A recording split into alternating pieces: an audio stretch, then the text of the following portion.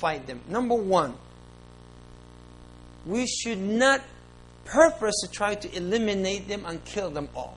Or kill them.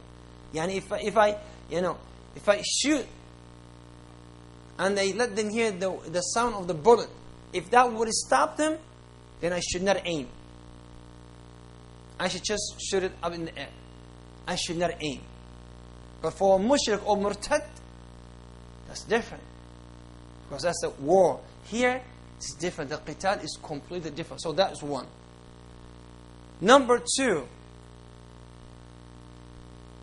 if they run, we don't chase them. MashaAllah, we came on, and now they run. We don't say, oh, we defeat them, let's kill them all, let's chase them. They say, no, stop. Number three, if some of them are wounded, we don't kill them. We don't. As a matter of fact, we should treat them and take care of them because they are our brothers in Islam. If we capture some of them, we cannot kill them. If we capture some of them, we cannot kill them. We cannot take their wealth, nor take their women as slaves. And subhanallah, al-Khawarij, now listen to this.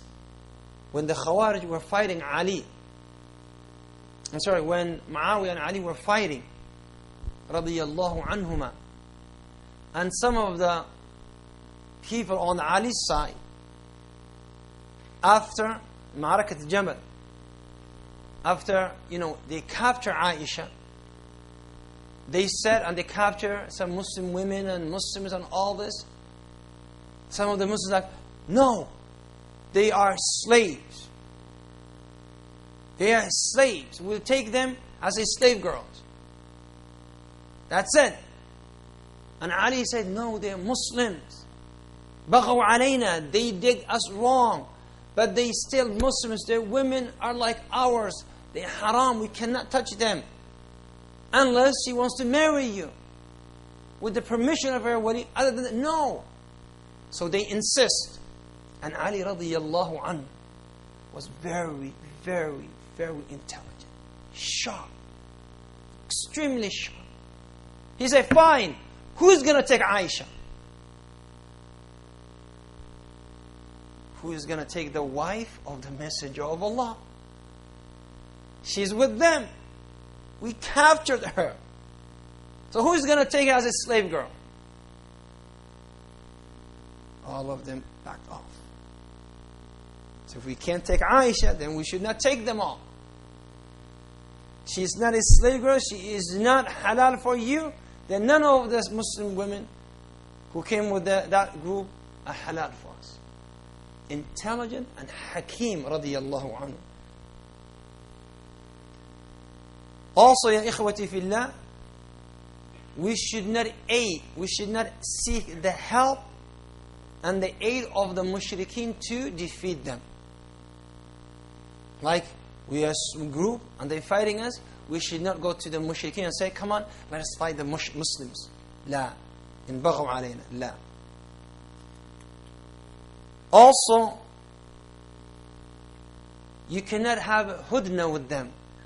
You know what hudna means? Hudna means you say, okay, like Rasulullah did with Quraysh, we will not fight you for 10 years. Unacceptable, because that implies after 10 years we will fight you, or we can fight you. So you can't have hudna with them. You can't have a contract with these people saying, we will fight you after a period of time, or we will not fight for a period of time. No, it is unacceptable. Also, you cannot use weapon that will destroy them. Like if you have nowadays nuclear weapons, or if you have, missiles that will kill innocent people, no way. You use the minimum weapon that is needed. Necessary weapon. If you need toothpaste to go just poke them and come back, just do that. Don't take butter knife. No butter knives are allowed. because this is how much you need. Minimum. So you don't take, weapons that will destroy the innocent ones. Not at all.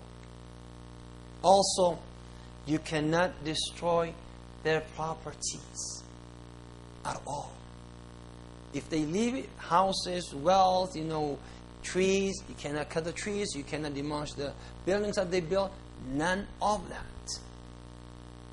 So basically, they are still your brothers and sisters in Islam, and you have no right but to respect them.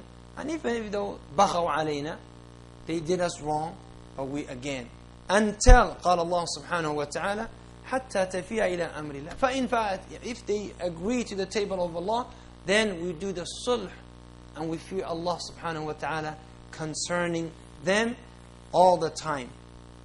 وَإِنَّ Allah subhanahu wa ta'ala يقول, here, when the sulh takes place, then we have to have adala, and we have to be just, and we have to be fair, and we don't say, they were the people who were fighting us yesterday, so I'm not going to side with them at all. Ya akhi, no. You have to be just. Now we bring Muhammad and Abu Yusuf and we say, let us sit together again. Regardless of what that person did, or that group or this group did, regardless of that. So this is how, inshallah, the few lessons that we want to learn from Surah Al-Hujurat bi-idnihi subhanahu wa ta'ala. And we will stop here, allow you to take a break or to get ready for iftar, unless you have questions. You have a question? Okay. What is your question, young man? How old are you, first of all? You're 6. Remember this kid?